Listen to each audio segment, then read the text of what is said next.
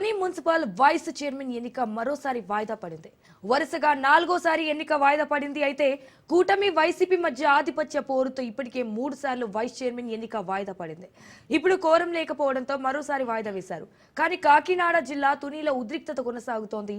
అటు పోలీసులు లాఠీ చార్జ్ చేశారు. మున్సిపల్ ఆఫీస్ దగ్గర కూటమి వైసీపీ నేతలు ఘర్షణకు దిగారు. 2 వర్గాలను పోలీసులు చెదరగొట్టారు.